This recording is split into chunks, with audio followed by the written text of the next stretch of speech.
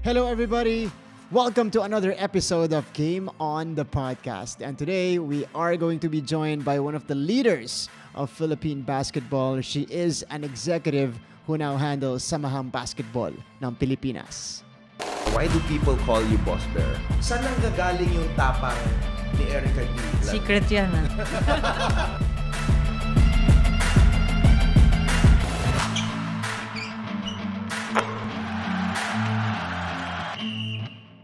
Hey sports fans, welcome to Game On the Podcast. This is the first sports podcast of GMA brought to you by GMA Regional TV and Synergy and GMA Digilab. Welcome to episode 6. My name is Anton Rojas. We are on GMA News and GMA Sports on Facebook and on YouTube. We are also in Spotify and Apple Podcasts. Ako po si Coach Hammer Martin Antonio. And my name is Martin Javier. Today, we are joined by a very special guest. She is the new Executive Director of Samahan ng Basketball ng Pilipinas or SBP. Also, the Deputy Event Director of this past FIBA World Cup 2023. She is also a former women's basketball player, coach, and athletic director. Let's all welcome Miss Erica D. Miss Erica, hello. Thank you. ED. Alam namin kung gaano ka busy, so Buti napaunlakan tayo. napaunlakan tayo. Maraming salamat. ED, how are you? Unahin muna natin yun. Okay naman, like you said, busy, pero surviving. Surviving! Surviving and thriving. Okay, let's start off light first. How did you start getting into basketball? Anong history mo sa paglalaro at pagkakaroon ng interest? Actually, medyo by accident, na napunta ako sa basketball. Because my younger sister is actually very tall. And she was being invited to try out for the varsity team. And my mom is a basketball fan naman. Because her father played, for LaSalle. And so when my mom heard about that, sabi niya, samahan mo naman yung kapatid mo, mag-try out ka rin. So that's how I got into basketball. Okay. Nag-try out ka rin? Yes. Okay. Nakuha ba yung kapatid mo? Oh, nakuha rin naman. Pero teka, nag-try out ka nun, wala ka pang experience o ano ka na, nagde-dribble ka na, nakikilaro ka na? Mahilig na rin.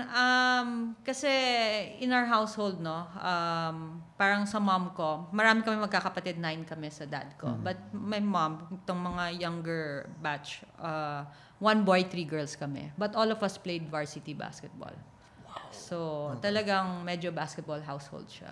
Back to your formative years, was it hard for you to get in? Kasi ngayon may mga club teams na ng kids Especially for you and your sister. Was it really hard to find teams to play in? Dahil pagka-summer, iba yung boys league sa girls league. Yeah. Was it different? Actually, hindi naman, what's good about the Philippines, pagdating sa women's basketball, school-based kasi tayo, not club-based, right? Mm-hmm. So, as long as your school has a varsity team, then you should be okay, di ba? May training ka, may coach naman silang pinoprovide, and there's a number of other players, who want to play.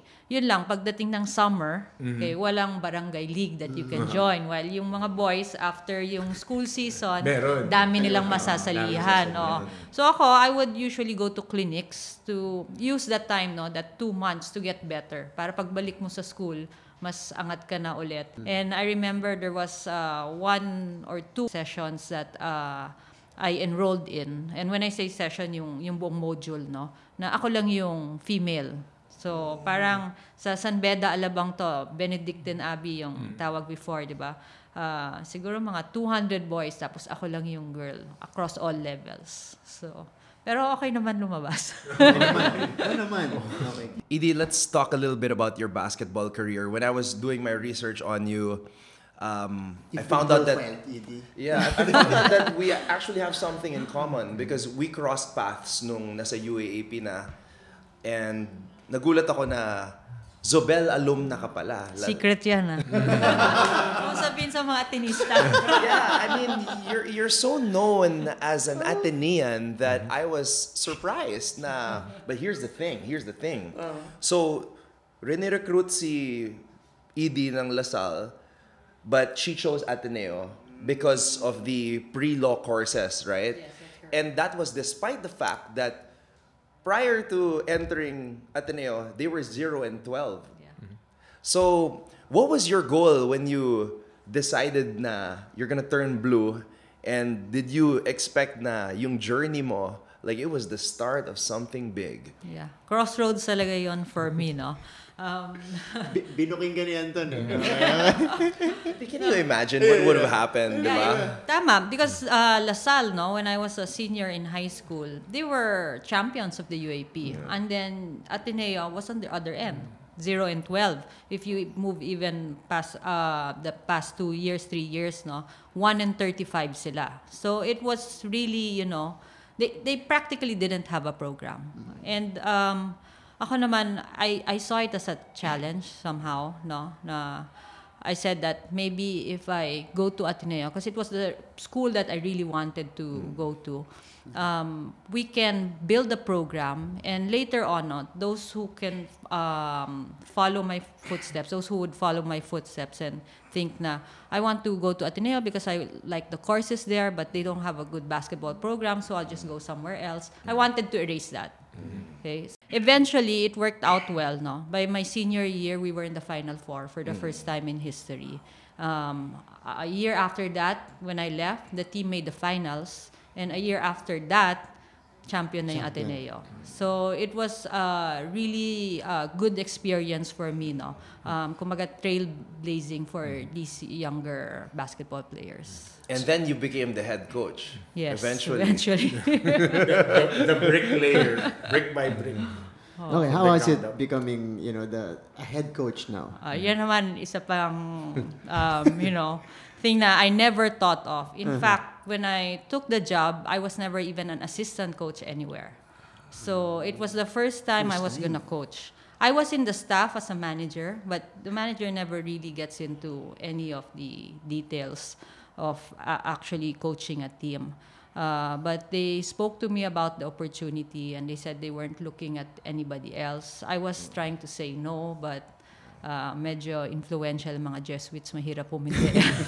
Mahirap hindi yan. Okay. So, actually to prepare, ito, good story, no? I locked myself in a hotel room. Nag-check-in ako for 3 days, and I studied the game of basketball.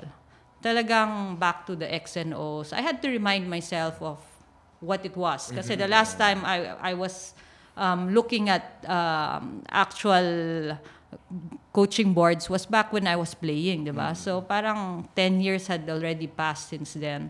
And it was Coach Sandy who actually was able to convince me, sa totoo lang. Hindi naman yung mga Jesuits. Kasi parang he was telling me na parang I know you don't want to take it because you feel like you don't know the X and O's anymore. There are other people who study coaching and all of that. But he said that the most important part of coaching is leadership, and you have that. So the X and O's, that will come back to you. And it went well naman. Our first year, when I took over, it's similar to playing, no? 1 and 13 ata yung previous season. My first year of coaching, we were 7-7. And then, my second year of coaching, which was my last year of coaching, we made the finals. Yun lang, tinambakan kami na NU. That was the crazy NU era already. Well, You start. Ito, I read a story, Edie, and nabilib ako dito. So, Danica Jose, who we worked with as an analyst in the UAP in the past, she was your player. And 0-2 kayo to start the season. And in the story, she was worried about it, and then nagkita kayo, you guys talked. You were coached by John Flores, but where did your coaching philosophy come from? Na ganun yung naging style mo, na you were very close to the players, and you empowered them to be themselves and to believe. Yeah. Actually, that didn't come from any basketball experience of mine. My first job, coming out of law school, was in the Supreme Court. I was working under Midas Marquez, who is now a justice. Back then, he was the spokesperson and the chief of staff of then Chief Justice Puno. And he had the same relationship with the staff. No matter if you are just a runner in the office or you're next in line to him, he would treat you the same way. He was very close to them, had a good relationship. And I saw, that's how he pulled out the best in us with that relationship. He made us comfortable in the environment that we were working in, and that's what I wanted to bring to my basketball team. Ang galing. Who would have thought? Pero si Justice Midas has one of the best home courts Yes. right now. Basketball junkie. Correct. And Yeah. a really nice guy. Yeah. I was able to... So may basketball side Oh, may basketball side pa rin. Basketball junkie si... Mahilig siya talaga sa basketball. Hindi, I have a question. Kasi you mentioned 10 years na yung lumipas before you went back and before you became a head coach. What happened in that 10 years? Did you still play basketball? Were you still close to the game? Meron ka bang management position? Yeah. So prior to coaching, like I said, I was managing the team now when Epo Kimpo was coaching. Before that, I was in law school. And dun sa law school, parang I would play pickup games. I went to law school in the US. So maraming pickup games dyan. And what's good about the US, which we see already here, no? They don't naman discriminate against girls. Parang you walk into the gym, they'll let you play with them, right? So that was my opportunity to play. So nothing formal, no competitive basketball, but good basketball, I would say. But you're in the US, so probably more competitive than here. Okay. De, pero hindi ka pa rin tumigil, even though you went to the No, US. never. I never stopped playing basketball. Okay. So, after head coaching, kailan ka naman na-introduce? You mentioned you were managing the team already. Head coaching, though, is not part of management because you're still, with the team. Kailan ka na-introduce first management position mo in basketball? Well, prior to coaching, no. So when Epoch was appointed as head coach, he reached out to me right away, and he said that he wanted the alumni, to help out. So he assigned me as the manager of the team. So I was doing that then, obviously during my free time, because I was working full time, and it was really more of something like giving back lang, nothing really formal or not an actual job, right? I got into sports administration after coaching Ateneo, because that's why I left after my second year. Before the season started, they already asked me if I can come in because Ricky Palou was resigning then. Okay. So they had to fill in his spot with his deputy, and I would come in as deputy. And then at the same time serve in the UAP board as a managing director. So that was my first entry into the business side of sports, I would say. Galing, no? It's similar to kind of like your position right now. Kasi ikaw, syempre may mga ED before ng SBP na aalis at pinalitan mo. At, these are prominent figures in the sports world, in the basketball world. Nung pinalitan mo si Sir Ricky Palou, was there any, how do you feel? Was there any pressure? Because obviously, Sir Ricky Palou is Sir Ricky Palou. So, did you feel any pressure to deliver right away? Or you were... No naman. Si Sir Ricky, cool guy din yan, di ba? So, you'll be comfortable around him. So, he was never really someone na you would say, uy, si Ricky Palou, di ba? Even if he was stature-wise, right? So, I guess because of that, I was comfortable going in, no? Konti sigurong intimidation because especially with the UAP board, when I first entered, parang the youngest guy siguro after me would be 10 years my senior.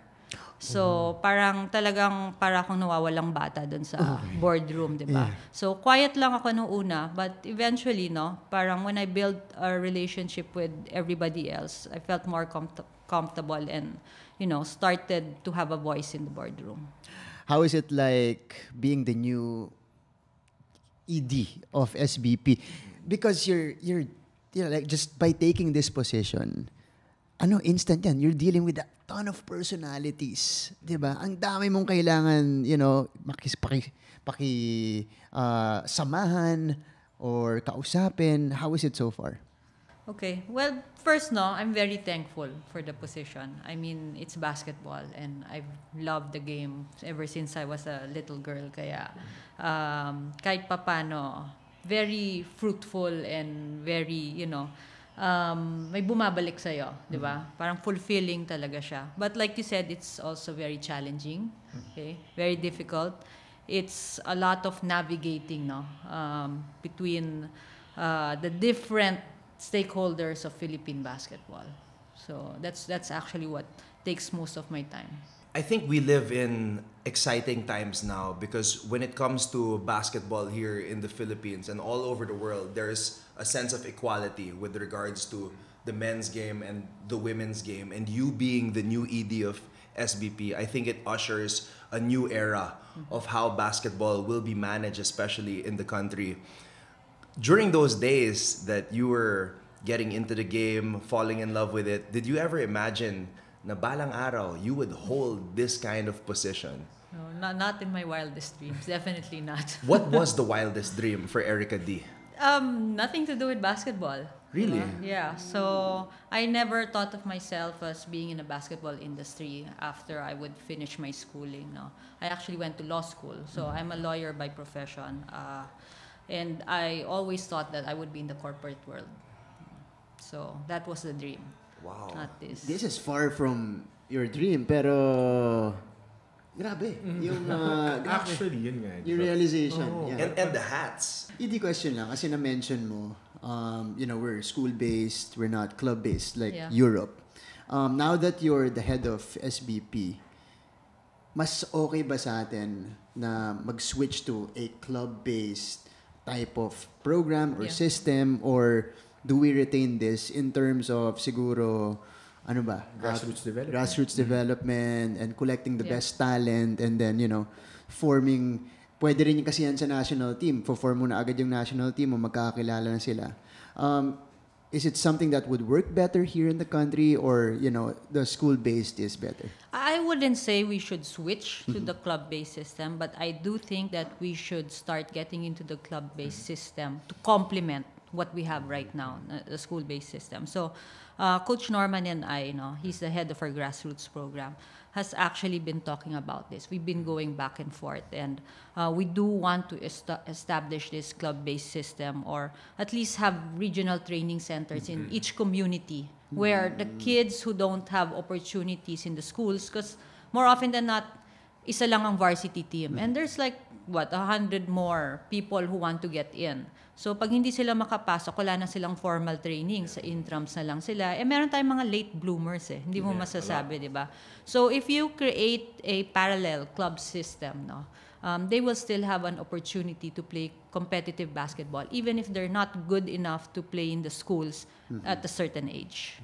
Kasi dati, naalala ko, may mga junior PBA. Madami. Diba? Marami, diba? But on grassroots, na marami rin tayong community coaches, tama ba, Yes. Edie? So, Yes.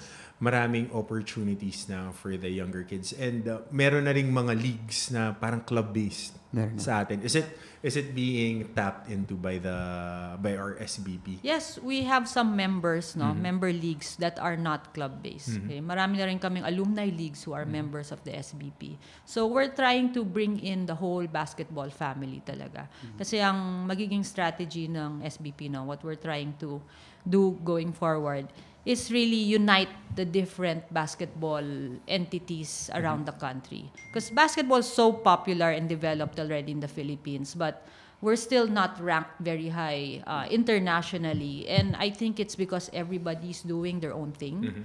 So if we can just funnel all Centralize those everything. efforts together, I think we'll get further. I want to go to the FIBA World Cup. Kasi medyo, I was able to cover it, and it was such a eye-opening experience. It was amazing seeing how everything worked out.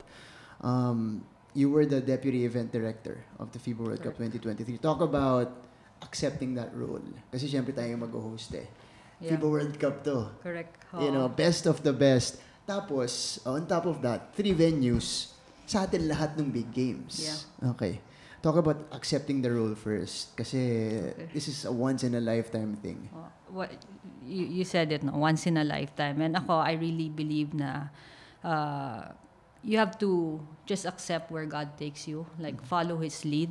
And I think that's why I'm back in the basketball world. Like I said a while ago, hindi ko naman inisip to, di ba? Never in my life. I went back to school during the pandemic because everything stopped here and walang nangyayari. And I've always wanted to go back since we hosted the SEA Games in 2019 because I felt that, sports is growing in our country. And I really wanted to stay in this career path. No? But I realized I don't have a formal education in sports management. And if I was really gonna get deep into it, hindi ko naman gusto na parang dati lang akong player or dati lang akong coach tapos biglang nagmamanage na ako, di ba? So I went to New York to get my master's in sports management. I finished December. New York? Which school? Columbia. Columbia University. Ivy. Okay. By the way, nag-student manager pa ako doon. Talaga? Yeah, for the women's team. So, nagmamap ako ng pawis ng players, nagpupulot ako ng bola, dinaanan ko lahat yun. Grabe, okay. So, it was a very good experience for me. But anyway, fast forward, I was done December 2021. And I was siguro 2 weeks towards my flight back to Manila. I got a call from the MVP group asking if I was interested. Diba? So, sabi ko, yeah, interested naman ako dyan. I mean, it's basketball. Why won't I be interested, diba? When I was in quarantine, I had my interview with MVP, Al Panillo and Ricky Vargas. And from there, tuloy-tuloy na. So, pero, yeah, it is a big role. And pwede ko nang sabihin ngayon kasi binayaran na nila ako. Pero gagawin ko yun ng libre. Kasi siyempre, basketball fan ka, di ba? World Cup yun eh. Pero how was the logistics of it? Kasi yun yung pinakamadugo Yeah, mahirap talaga. Wala talagang tulugan. I mean, weeks before the actual event, parang minimal hours of sleep. How long was the total prep time for beforehand nung nakuha natin yung book? Oh, I think the book was handed down in 2019 because there was an observation team that went to China, the China World Cup. But medyo namatay nga yung operation sila nung pandemic. Tapos parang pag-hit ng early 2022, late 2021, they started forming the LOC na talaga that will take charge. So that's when we came in. So that was still a good 2 years before. 2 years. Yeah. Okay. If you watch the games, ma-amaze ka talaga how world-class it is. From everything, logistics, security, ticketing. Okay.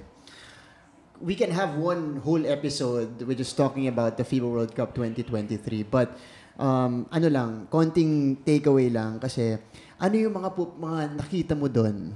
Okay, in terms of practices at saka yung mga ginagawa nila doon sa World Cup, how they handle things, na po pwede nating i-adapt dito sa Pilipinas because I think it's yung mga ginagawa nila doon applicable kasi maganda yung response ng Filipinos. Oo.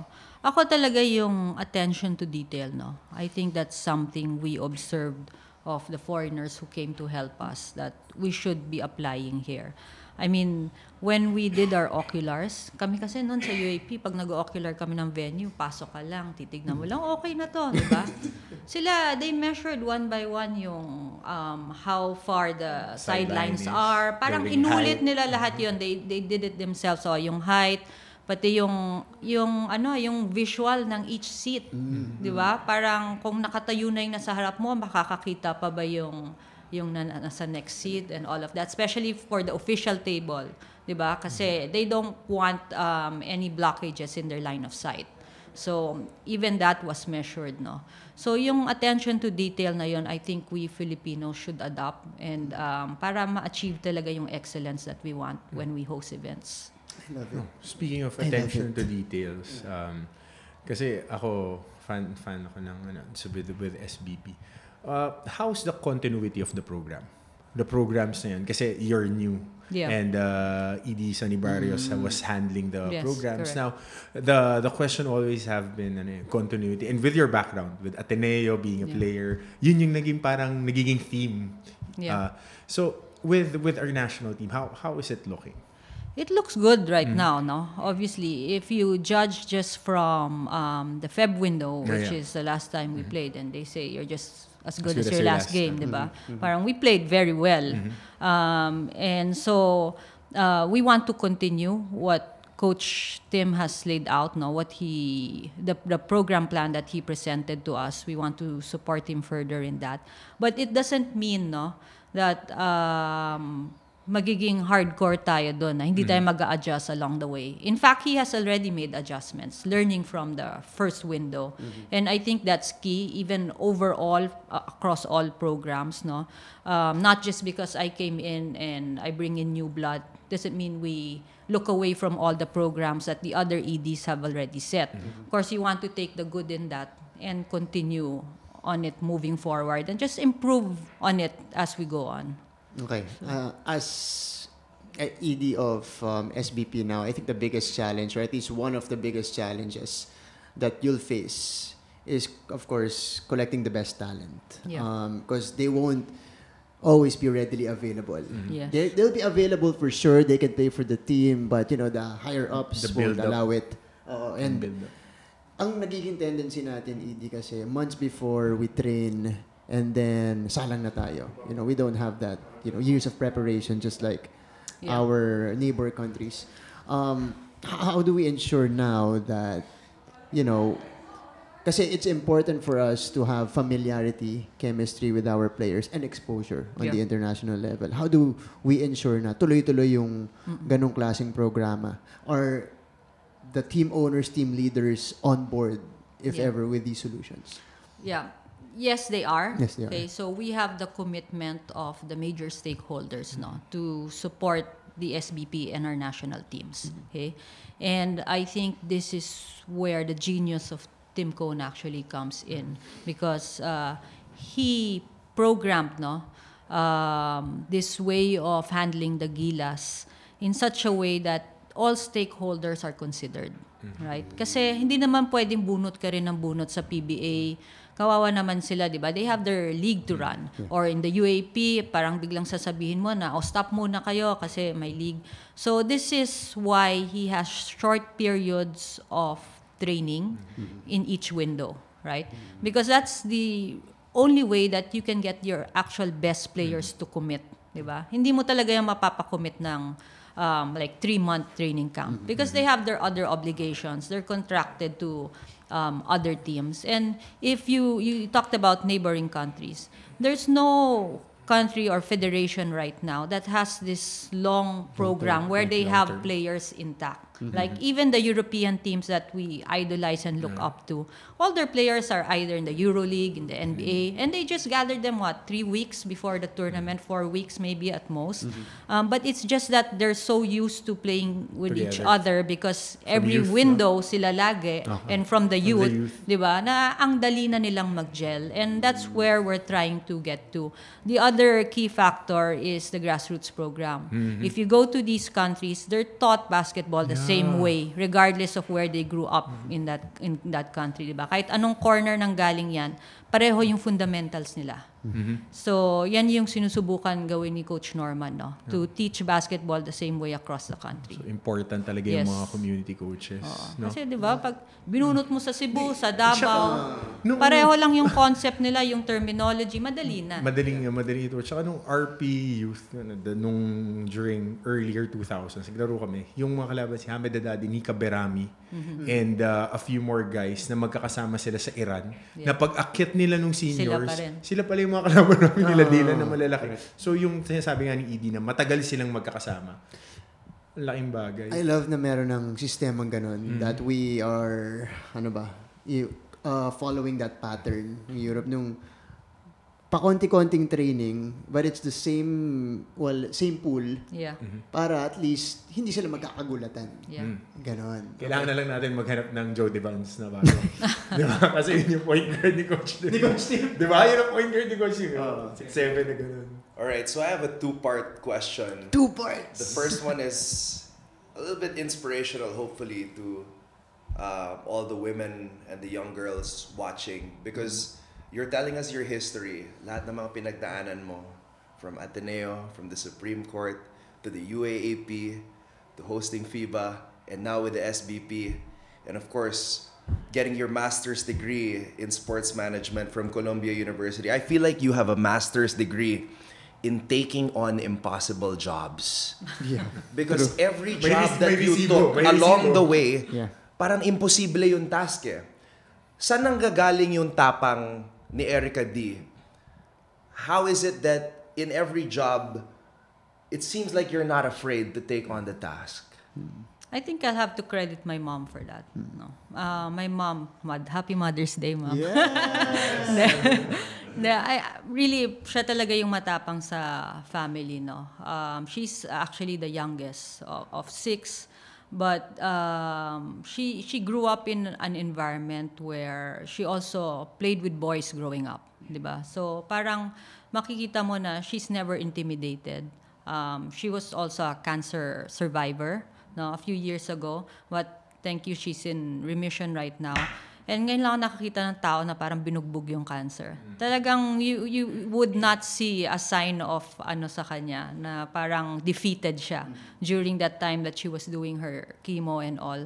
So she's really very tough, and I think kami lahat magkakapatid, that's where we get our toughness from. All right, so the second question is a little bit more informal. Two-part. And she's also your first basketball influence? Pretty much, yes. So, impossible That's right. task yung parang John Wick. Number Ganun, one ganun. supporter. of Number course, one supporter. So, Erica D is also a hooper. Naglalaro Yeah, yan. Kahit may mga... Sige. I remember one game we played at the MOA Arena. Shout out Pong Ducanes, UAP Goodwill Games. This is a game that had Ike, Bacon Austria, Dwight Ramos, and Eli Ramos. And Erica D was there. They were calling her Boss Bear. And I was saying, who's Boss Bear? Oh, attorney Rebo Sagisag was also in that game. So I want to ask you, your ex handle is also at Boss Bear 16. Yeah. What's the story behind Boss Bear? Why do people call you Boss Bear?